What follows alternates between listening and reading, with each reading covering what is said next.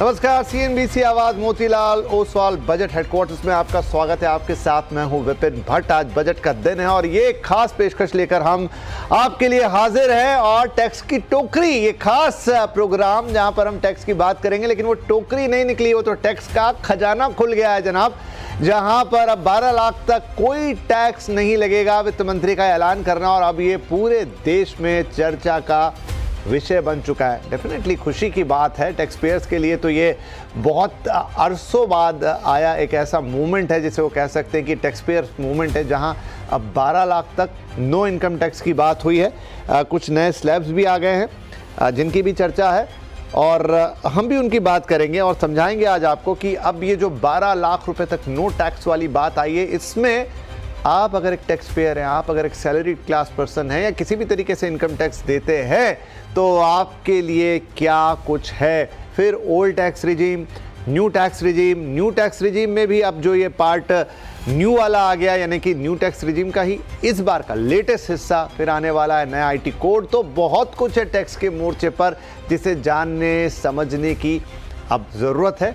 और सिर्फ income tax के साथ भी मैडम फाइनेंस मिनिस्टर ने कई टैक्स से जुड़े अहम और बारीक ऐलान किए हैं, तो सारी बातें डिकोड करेंगे इस शो के अंदर। इसका नाम तो वैसे टैक्स की टोकरी है, लेकिन मैं कहूँगा कि अब ये टैक्स का खजाना हमें कर देना चाहिए। चलिए शुरुआत करते हैं शो की। हमारे साथ शो में शामिल हो रहे हैं हमारे टैक्स एक्सपर्ट शरद कोहली जी और टैक्स एक्सपर्ट गौरी चड्ढा। आप दोनों का बहुत बहुत स्वागत है। तो आप शरद जी को और गौरी जी को दोनों को हमारा जो कार्यक्रम है टैक्स गुरु, उसमें लगातार साल भर सुनते हैं, आपकी टैक्स क्वेरीज को सुलझाते हैं, लेकिन अब उनसे पूछेंगे कि इस बजट में जो आया है वो आपके कितने काम का है। राइट, तो शरद सर आपसे शुरुआत करता हूं। एक सवाल जिसने सुबह से शाम तक जब से ये अनाउंसमेंट आई है और वो लगभग हर जगह से आ रहा है, चाहे पर्सनल लेवल पे कह लीजिए, चाहे हमारे सोशल मीडिया पे कह लीजिए, चाहे टीवी पे दर्शक पूछ रहे हैं कि 12 लाख तक टैक्स तो फ्री कर दिया, फिर इतने सारे स्लैब क्यों हैं जो 12 लाख के नीचे भी हैं। तो सबसे पहले इसी का जवाब। बिल्कुल, नमस्कार विपिन, और गौरी को भी नमस्कार, और सीएनबीसी आवाज के सभी दर्शकों को मेरा अभिनंदन।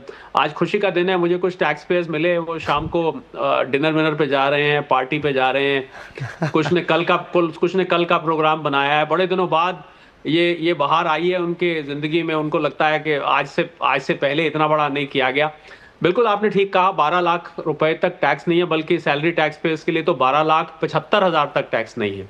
और कैसे है ये जो मिस्ट्री है कि भाई फिर स्लैब बनाने की क्या जरूरत थी। तो सेक्शन 87A होता है, जिसके अंतर्गत आप स्लैब्स तो रखते हैं पर एक लिमिट सेट कर देते हैं। तो आपको याद होगा अभी 25,000 रुपए का 87A के अंडर रिबेट मिलता है। तो अगर आपकी इनकम 12 लाख नॉन सैलरी में या 12,75,000 सैलरी में है, वहां तक, ध्यान दीजिएगा इस तक शब्द का बड़ा महत्व है, अगर वहां तक है तो आपके ऊपर 0 टैक्स लगेगा। पर ज्यों ही आप 12 लाख या 12,75,000 सैलरी से ऊपर जाएंगे तो फिर ये स्लैब्स जो हैं ये काम के हो जाते हैं। ये 4 लाख, 4 लाख से 8 लाख, 8 से 12 लाख, 12 से 16 लाख, 16 से 20 लाख, 20 से 24 लाख। तो ये 87A के अंडर रिबेट जो 25,000 था उसको 60,000 कर दिया गया है विपिन। इस वजह से ये ऐसा आपको दिखता है कि जब 12 लाख रुपए तक टैक्स नहीं है तो फिर स्लैब्स उनके लिए हैं। अगर मैं इसको दूसरे तरीके से और आसान भाषा में कहूं, स्लैब्स विपिन उनके लिए हैं जिन लोगों की 12,75,000 से ऊपर की इनकम है। और अभी मैं वित्त मंत्री महोदया की एक प्रेस कॉन्फ्रेंस थी, वो सुन रहा था, तो उन्होंने इस बात को बड़ी बखूबी बताया। उन्होंने कहा कि सभी टैक्स पेयर्स के लिए कुछ ना कुछ है। अब आप ये कहेंगे कि भाई 12,75,000 या 12 लाख से ऊपर के जो टैक्स पेयर्स हैं उनके लिए क्या है। तो जो टैक्स स्लैब्स में रीअलाइनमेंट की गई है, बेसिक एग्जेम्पशन 3 लाख से बढ़ के 4 लाख हो गई, किसी ने इस बात पे ध्यान ही नहीं दिया। ये स्लैब्स के चक्कर में अब इतने खो गए कि बेसिक एग्जेम्पशन लिमिट भी न्यू रेजीम में बढ़ गई। और जहां तक ओल्ड रेजीम का बात है विपिन, आपने बात करी, ओल्ड रेजीम मुझे लगता है वेंटिलेटर पर है, क्योंकि इसके अब ज्यादा दिन बाकी नहीं है। 2/3 लोग पहले ही न्यू रेजीम में आ चुके थे। आज इस टोकरी या टोकरे या खजाने के आने के बाद मुझे लगता है कि ओल्ड रेजीम वालों की गिनती मुश्किल से 5-10% रह जाएगी। और कौन लोग होंगे जिनकी 12 लाख और 15 लाख के बीच में इनकम होगी, जो एचआरए लेते होंगे, जो चैप्टर 6 से यानी एटीसी वगैरह में इन्वेस्ट करते होंगे, अभी भी जिन्होंने हाउसिंग लोन लिया होगा, वो कुछ चंद लोग इसमें रह जाएंगे। ज्यादातर लोग अब मुझे लग रहा है कि न्यू रेजिम में आ जाएंगे। तो ये टोकरी का टोकरा क्या, खजाना का खजाना पूरा आपने बिल्कुल ठीक कहा, निकल के आया है। और मैं भी कल विपिन कुछ टैक्स पेयर्स के साथ पार्टी वार्टी पे जा रहा हूं, क्योंकि उन लोगों ने मुझे इनवाइट किया कि आप साथ चलिए, कि भाई ये आप, क्योंकि हमने सीएनबीसी आवाज पे कई बार ये बात बोली कि भाई इस बार जो है, और जो चीजें हमने बोली सिवाय स्टैंडर्ड डिडक्शन के विपिन, और स्टैंडर्ड डिडक्शन का अब उतना मायना नहीं रहता, सब चीजें हो गई। मुझे खुशी है कि सीएनबीसी आवाज ने इन सारी चीजों को हिट किया और वो सारी की सारी सच हो गई। जी बिल्कुल शरद जी, और खुशी की बात है कि जो उम्मीदें जताई थी यहाँ पर लगातार मेरा बजट मेरी आवाज़ में लोगों ने, जैसा हमने कार्यक्रम करते वक्त भी कहा था कि 90% से ज़्यादा लोग चाहते थे टैक्स में राहत मिले, और आ गई और इतनी बढ़िया आई। गौरी मैम, आपने भी कैलकुलेशंस कई सारे किए होंगे सुबह से अभी तक, कई लोगों ने आपको फ़ोन करके परेशान कर दिया होगा, सवालों पे सवाल। जो सवाल मैंने कोहली जी से पूछा अभी, वो लगभग हर दूसरे आदमी का सवाल है देश के अंदर। खैर उसका आंसर तो हमने दे दिया कि टैक्स स्लैब्स क्यों और किस तरह से काम करते हैं, इसलिए कन्फ्यूजन की कोई बात ना हो उसमें। लेकिन अब ये है कि एक ये रहता है कि भाई मैं कमाता हूँ 10-12 लाख के आसपास, मैं कमाता हूँ थोड़ा मिडिल में कहीं 20-25 लाख के आसपास, या मेरी तनख्वाह फिर ज़्यादा है 24-25 लाख 30 लाख के आसपास। जैसा अभी शरद जी ने भी कहा कि सबके लिए सब कुछ है, लेकिन फिर भी ज़्यादा तनख्वाह वालों को फ़ायदा हो रहा है, मिड में जो कहीं है उनको फ़ायदा हो रहा है, या जो 12 लाख के आसपास आते हैं उनको फ़ायदा है, सबसे ज़्यादा फ़ायदा है? अगर ऐसा कोई कैलकुलेशन आपने किया हो। सबसे ज़्यादा फ़ायदा क्लियरली उन लोगों को है जो अभी 12 लाख तक की इनकम में है। जो पहले 12 लाख तक कमा रहे थे, 7 लाख की क्योंकि रिबेट मिलती थी 7 लाख के नीचे वालों को, वो बढ़ के सीधा 12 लाख हो गई है। तो जो इस ब्रैकेट में लोग फॉल करते हैं 7 लाख से 12 लाख, उनको सबसे ज़्यादा फ़ायदा है, क्योंकि उनको अब कोई टैक्स देना ही नहीं है। लेकिन यहाँ पे प्रॉब्लम तब आती है जब आप 12 लाख से थोड़ा सा ऊपर जाते हैं। अब देखिए इसमें दो चीज़ें हैं। सबसे पहले तो जो 12 लाख की लिमिट की गई है ये सबके लिए है, चाहे सैलरीड है या कोई सेल्फ एम्प्लॉयड है। लेकिन अगर कोई सैलरीड है तो उनको स्टैंडर्ड डिडक्शन भी मिलती है 75,000 की, तो उनकी जो लिमिट है वो 12,75,000 की हो जाती है। लेकिन अगर आप समझिए कि आप इससे थोड़ा सा भी ऊपर जाते हैं, क्योंकि जैसे टैक्स रेट है स्लैब्स पे कैलकुलेट होता है, ऐसा नहीं है कि आप जिस स्लैब में फॉल कर रहे हैं पूरा का पूरा टैक्स उस रेट पे लगेगा, आपको पर स्लैब जाना है। तो आप जैसे ही ऊपर जाते हैं आपका स्लैब तो 4 लाख से शुरू हो जाता है। तो ये बहुत नाइंसाफ़ी होती थी पहले, और इस पे सरकार मार्जिनल रिलीफ लेके आई थी, और वो यहाँ पे भी एप्लीकेबल है। तो जिन लोगों को ऐसा लग रहा है कि वो हल्का सा 12.5 के ऊपर 12 के ऊपर जाएंगे या 12.75 के ऊपर जाएंगे सैलरीड के केस में, तो उनका टैक्स तो जितनी इनकम नहीं बढ़ी उससे ज़्यादा उनका टैक्स बढ़ गया, ऐसा नहीं होगा। आपको मार्जिनल रिलीफ मिलेगा और उसके वजह से आपके ऊपर एडिशनल बर्डन नहीं पड़ेगा। इसके अलावा जितने भी लोग हैं, देखिए कितना रिलीफ आपको मिलेगा, कितना टैक्स की आपकी बचत होगी, डिपेंड करता है आपका कितना सैलरी ब्रैकेट है। लेकिन आप जिस भी इनकम ब्रैकेट में फॉल करते हैं, अब के स्लैब रेट के हिसाब से आपकी बचत ज़रूर हो रही है। जैसे फाइनेंस मिनिस्टर ने एग्जाम्पल दिया, 12 लाख से नीचे कोई टैक्स नहीं है। 18 लाख की अगर आपकी इनकम है और सैलरीड के लिए ये 18.75 हो जाती है, उस पर आपको 70,000 का टैक्स बेनिफिट मिल रहा है। तो ये काफ़ी सब्सटैंशियल अमाउंट है जो इस बजट में अनाउंस किया गया है। पिछले बजट में भी कुछ डिक्रीज किया था टैक्स रेट, लेकिन इतना नहीं किया था। इस बजट में सबके लिए जो है रेट्स बदले गए हैं और सबको रिलीफ दिया गया है। सबके लिए रिलीफ है। शरद साहब, तो डेफिनेटली इस समय देश में कई लोग कैलकुलेट करने में लगे होंगे, या फिर आप जैसे चार्टेड अकाउंटेंट से फ़ोन बज रहे होंगे दिन भर कि सब अब बताइए, मैं तो ओल्ड टैक्स रिजीम में था, क्या अब मुझे नए में आ जाना चाहिए? जैसे आपने कहा, देखिए कि जो स्लैब है वो 0 से 4 हो गया, पहले 3 था, 1 लाख तो वहीं हो गया, फिर इधर 12 लाख तक चला गया, और उसके अलावा नया स्लैब भी आ गया। तो साफ साफ दिख रहा है कि भाई काफ़ी सारी चीज़ें हुई हैं। कोई कैलकुलेशन आपने किया हो जिसमें ये निकल के आ रहा हो कि जैसे आपने भी जिक्र किया अभी कि किसी ने होम लोन ले रखा है, टीसी पूरा लेता है, कुछ और छोटे मोटे इन्वेस्टमेंट हैं, या फिर आपका मेडिक्लेम भी क्लेम करता हो, लेकिन क्या नए सिस्टम में जाकर पहले से भी ज़्यादा टैक्स बचने की गुंजाइश होगी, या अभी भी ऐसे लोगों के लिए फिर ओल्ड टैक्स रिजीम ही सहारा बचेगी? जैसा मैंने कहा विपिन, ओल्ड टैक्स रिजीम अब ज़्यादातर मेरे ख्याल जो 12 और 15 लाख के बीच के लोग हैं उनको ज्यादा फायदा पहुंचाएगी। एक ऑफ द कफ कैलकुलेशन कहती है। और मैं एक इंटरेस्टिंग कैलकुलेशन अभी जो गौरी ने कही उसमें एक इंटरेस्टिंग बात आपको बताता हूं जो मेरी निकल के आई। अभी गौरी ने कहा कि जिसकी 18 लाख रुपए तक की सैलरी है या 18,75 की है, उसको करीब 70,000 रुपए का फायदा हो रहा है। और मजे की बात यह है कि जिसकी 12 लाख तक की सैलरी है, यानी कि 12 लाख जो 12 लाख में आता है, उसका भी 70-71,000 का फायदा है। अब किसी ने पूछा कि भाई 18 लाख वाले का भी 70,000 का फायदा है, 12 लाख वाले का भी 70,000 का फायदा है। यहां आपने जो पहले बात पूछी थी वो बीच में आ जाती है, क्योंकि 12 लाख तक तो पूरा ही टैक्स माफ हो रहा है, और 18 लाख में क्योंकि आप 12 लाख से ऊपर हैं तो आपके ऊपर स्लैब्स लग रहे हैं, तो फायदा 70,000 का यहां है, 70,000 का वहां। ये मत सोचिएगा कि आप अपनी सैलरी कम करवा लेंगे, 18 लाख से मेरी सैलरी भैया 12 लाख कर दो, मेरे को तो टैक्स का फायदा उतना ही है, ऐसा मत सोचिएगा। तो न्यू ओल्ड रिजीम में अब विपिन, हालांकि मैं ये सलाह दूंगा सभी लोग जो हमें सुन रहे हैं, देख रहे हैं, कि इनकम टैक्स पोर्टल पे कैलकुलेटर दिया हुआ है। जैसे ही ये सारा का सारा अपग्रेड हो जाएगा पोर्टल पे, जब ये एप्लीकेबल होगा नए वित्तीय वर्ष से, तो उस वक्त आप अपनी कैलकुलेशन एक बार करके जरूर देखिएगा। ये भी संभव है क्योंकि सभी लोग विपिन हाउसिंग लोन की भी बेनिफिट ले, सभी लोन एटीसी का भी ले, सभी लोन एचआरए का बेनिफिट भी ले, ऐसा होता नहीं है। कम टैक्स पेयर्स होते हैं जो 3-3, 4-4 चीजों का बेनिफिट लेते हैं। तो ये भी संभव है कि 12-15 लाख के बीच में भी कुछ टैक्स पेयर्स को अभी भी ये नया वाला प्रावधान हो जाए, जबकि वो अभी तक पुराने में लेते थे। पर साथ में जोड़ना चाहूंगा विपिन, और बार बार मैं बोलता हूं कि सेविंग करना एक अच्छी आदत है। खाली टैक्स की वजह से सेविंग करना छोड़िएगा नहीं, सेविंग करते रहिएगा, आपके बुढ़ापे की लाठी बन सकती है ये। जी, ये बड़ा इंपॉर्टेंट प्रश्न है कि देखिए जो पुरानी ओल्ड टैक्स रिजीम थी वो किसी न किसी तरीके से आपको सेविंग्स की तरफ मोड़ती थी या ऐसे इन्वेस्टमेंट की तरफ लेकर जाती थी। घर का खरीदना, मान लीजिए कि आपके लिए एक प्रॉपर्टी बिल्ट हो रही है ओवर द ईयर, आपके लिए एक एसेट बन जाएगी वो।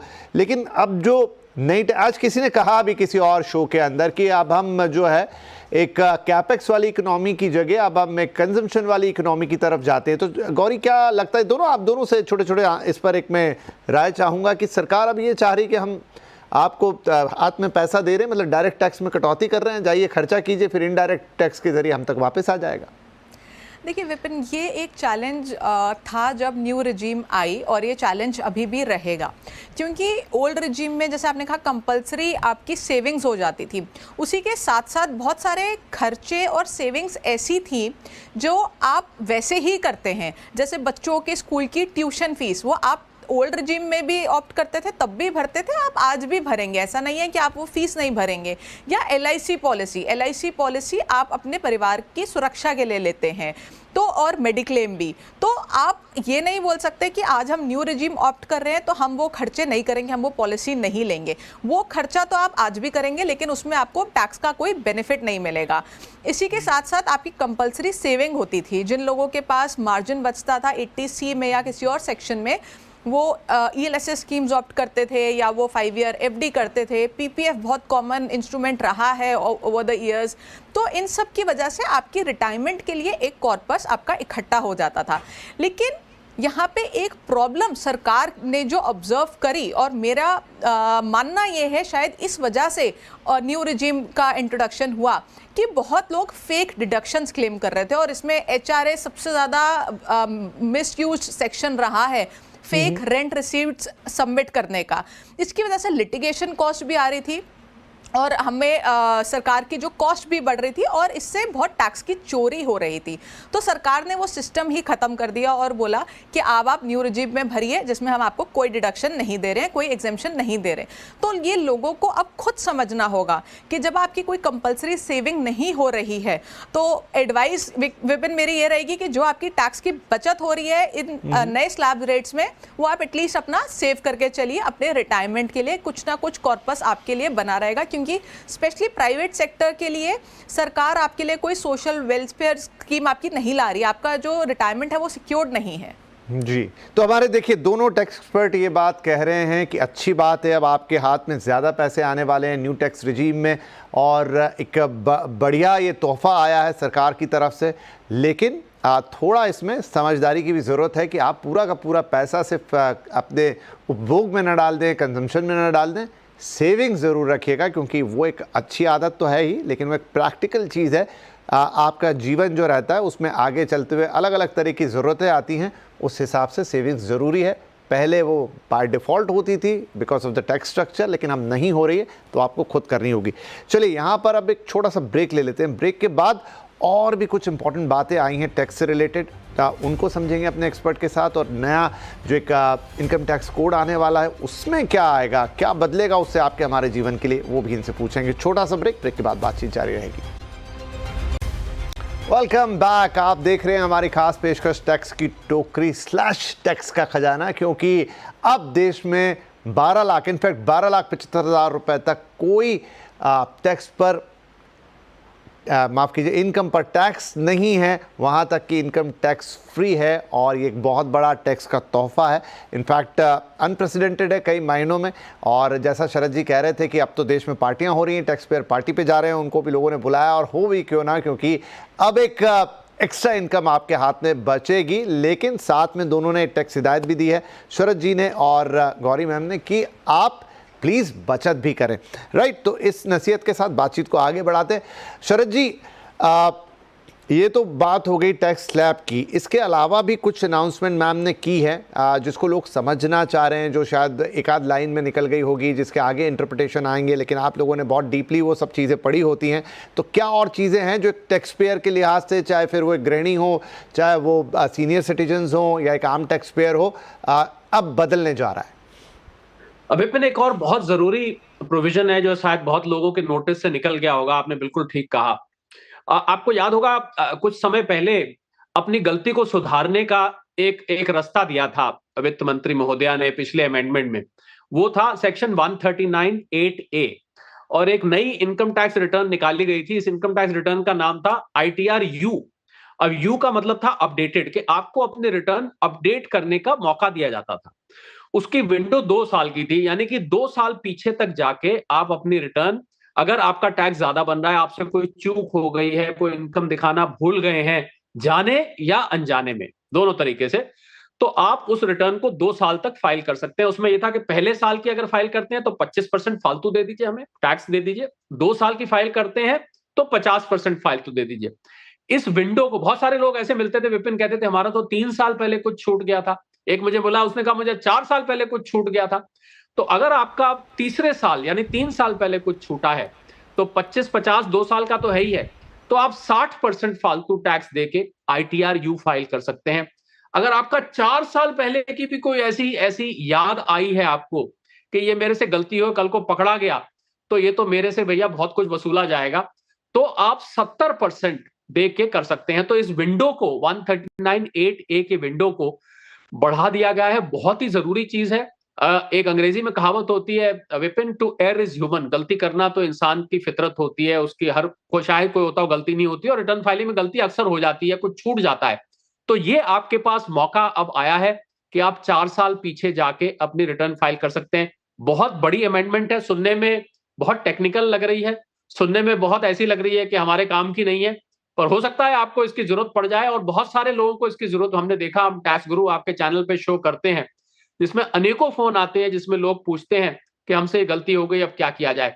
TDS को लेके बहुत ही महत्वपूर्ण, और खासकर हमारे जो वृद्ध सीनियर सिटीजन जो दर्शक हैं, उनके लिए बहुत राहत की खबर आई है, क्योंकि 12 लाख तक इनकम तो माफ कर दी, पर उनका बैंक में जैसे ही 50,000 से ऊपर इंटरेस्ट आता था वो टैक्सेबल हो जाता था। उसको लेके उन्होंने अब उसको 1 लाख कर दिया गया है। तो क्या फायदा होगा कि सीनियर सिटीजन्स को जो रिटर्न फाइल करके रिफंड लेना पड़ता था, अब वो टैक्स कटेगा ही नहीं, उनका वहां पर फायदा हो जाने वाला है। और अगर आप सीनियर सिटीजन नहीं है तो ये लिमिट 40,000 थी, उसको बढ़ा के 50,000 कर दिया गया है। कोई लॉटरी जीते हैं तो आपको 10,000 अब पर ट्रांजैक्शन आपको बेनिफिट मिलेगा, ये भी फायदा कर गया। कमीशन मिलती है वहां भी 15,000 से 20,000। तो मुझे लग रहा है TDS को लेके जो बहुत कम बजट्स मैंने ऐसे देखे हैं विपिन, जहां पर TDS को लेके इतने सारे बदलाव किए गए हैं। तो ये ईज ऑफ कंप्लायंस और TDS की थ्रेशहोल्ड लिमिट बढ़ाना बहुत ही कारगर कदम है। भले ही TDS एक एड हॉक टैक्स होता है, टेम्परेरी तरीके से एक पे एज यू गो कॉन्सेप्ट पे बेस्ड होता है। जी ठीक है। इसके अलावा एक और अनाउंसमेंट गौरी, और वो है वो 2 घरों की कहानी। सेल्फ ऑक्यूपाइड हाउस, अभी तक दूसरे घर पे ये होता था कि अगर खाली पड़ा है और कोई किराए पे नहीं है तो भी वहाँ पर एक नोशनल किराया माना जाता था, अब उसकी भी छूट दे दी गई है। ये कितनी फ़ायदेमंद चीज़ है? जी विपिन, देखिए इसमें जो सेल्फ ऑक्यूपाइड हाउस का केस था उसमें आपकी डीम्ड इनकम मान ली जाती है। ये प्रोविजन इसलिए लाया गया क्योंकि बहुत सारे लोग हैं जिनके बहुत सारे घर हैं और देश में ऐसे भी लोग हैं जिनके पास कोई घर नहीं है। तो जिन लोगों के पास मल्टीपल घर हैं उनके ऊपर सरकार टैक्स लगाती थी डीम्ड इनकम मान के। तो इसमें अब बदलाव ये लाया गया है कि आप 2 घर अपने सेल्फ ऑक्यूपाइड रख सकते हैं विदाउट एनी रिस्ट्रिक्शन। उसके ऊपर कोई रिस्ट्रिक्शन नहीं है। कोई आपके पास रेजिडेंशियल प्रॉपर्टी है 2, तो आपके ऊपर कोई डीम्ड इनकम का प्रोविजन नहीं लगेगा और आपको उसके ऊपर टैक्स नहीं भरना। ऐसे बहुत सारे लोग हैं जिनका घर खाली पड़ा रहता था लेकिन उसके ऊपर फेयर रेंट वैल्यू, यानी कि देखते थे कि उस एरिया में कितना रेंट है, उस बेसिस पे उस इनकम को ऐड करके उसके ऊपर टैक्स सरकार वसूल लेती थी। तो अब आप 2 घर अगर आप अपने पास रखते हैं जिसको आप खाली रखिए, आप दोनों को यूज करें या आप उसको कैसे भी यूज करें, उसके ऊपर सरकार आपसे रेंटल इनकम पे टैक्स नहीं लेगी अनटिल अनलेस वो रेंट पे चढ़ा हुआ है। अगर आपने उस घर को रेंट पे चढ़ा रखा है फिर आपको टैक्स जरूर देना होगा, लेकिन अगर आप उसको खाली रखते हैं, यूज करें ना करें, सरकार आपसे उस पर टैक्स नहीं लेगी। चलिए ये भी चीज़ क्लियर हो गई एट लास्ट। शायद मेरे पास अब 1-2 मिनट बचे हैं, तो शरद जी वो जो नया टैक्स कोड आने वाला है उसमें क्या होगा, क्या चीज़ होगी और उससे क्या परिवर्तन आएगा? इस टैक्स कोड को मैं विपिन कहूंगा कि पिक्चर अभी बाकी है। पिक्चर बढ़िया थी पर अब पिक्चर अभी बाकी। क्यों बाकी है? क्योंकि ये नया बिल वित्त मंत्री महोदया ने बोला ये बहुत जल्द पेश होने वाला है, स्टैंडिंग कमेटी के पास जाएगा, उसके बाद ये पार्लियामेंट के जाएगा और उम्मीद है पास हो जाएगा। आपको अभी 300 के आसपास सेक्शन है इनकम टैक्स लॉ में। ये सेक्शन मुझे लग रहा है घट के आधे रह जाएंगे और हमारा जो एक्ट है वो सीनियर सिटीजन हो चुका है, 1961 का है, आपको पता होगा 64 साल का ये हो चुका है। ये अब आपको नए प्रारूप में देखने को मिलेगा बहुत सारी चीजें। तो पिक्चर अभी बाकी। मैंने इसलिए कहा कि जब ये नया बिल पास हो जाएगा बहुत जल्द, इसके लिए हो सकता है आपको साल भर ना इंतजार करना पड़े, तो आपको और बहुत सारी राहत और बहुत सारी सुविधा देखने को मिलेगी। क्योंकि इनकम टैक्स एक्ट बड़ा कॉम्प्लिकेटेड है विपिन। पढ़ते पढ़ते या तो लोगों को नींद आ जाती है या उसको उठा के एक तरफ रख देते हैं, भैया ये तो सब section so, provision so, referring to so and so. उसमें आसानी आपको दिखेगी, इजी टू रीड होगा, ट्रांसपेरेंट होगा, लोग बाग खुद आसान तरीके से उसको पढ़ पाएंगे, कंप्लायंस कर पाएंगे और बहुत जल्दी ये होने वाला है। अभी वित्त मंत्री महोदया से कोई प्रेस कॉन्फ्रेंस में ये बात पूछी जा रही थी तो उन्होंने ये बोला कि स्टैंडिंग कमेटी के पास जाएगा, उसके बाद पार्लियामेंट में मुझे उम्मीद है जल्दी पास हो, तो आपको बहुत जल्द वो सुनने को मिल सकता है। मुझे निजी तौर पर बहुत बेसब्री से इंतजार है विपिन इस नए प्रारूप का। चीजें सरल हों, चीजें आसान हों, ऐसी हों जिन्हें सब समझ सकें, उनमें से जटिलता खत्म हो, यही सिंप्लीफिकेशन ऑफ द सिस्टम होता है। और अगर वो बात टैक्स सिस्टम की हो तो उससे बेहतर बात और क्या हो सकती। तो टैक्स पेयर की 5 उंगलियां घी में और सर कढ़ाई में लगभग ऐसी स्थिति है कि जहां उनके लिए टैक्स में तो बड़ी राहत आई गई है, अब टैक्स के जो नियम कायदे कानून हैं वो भी सरल होने जा रहे हैं। बहुत बहुत धन्यवाद गौरी और शरद सर, बहुत अच्छी तरह से आपने एक्सप्लेन कर दिया कि आपके पास बहुत सारे पैसे आने वाले हैं, आप पुरानी टैक्स रिजीम में है, नई में है, किसी भी टैक्स स्लैब में है, बचत तो होनी है, लेकिन साथ में कॉशन आप दोनों की तरफ से कि भाई पैसे सीधे हाथ में आएंगे। अब वैसे प्रावधान हट गए हैं जो आपको थोड़ा बचत करने के लिए प्रेरित करते थे, तो बचत खुद से करनी है, अपने विवेक से करनी है, थोड़ा पैसा बचत में, बाकी खर्चे के लिए। चलिए इसी के साथ आप दोनों का बहुत बहुत धन्यवाद एंड आई होप हमारे दर्शकों ने भी अब पूरी बातें समझ ली होगी। बहुत बहुत शुक्रिया, थैंक यू, नमस्कार।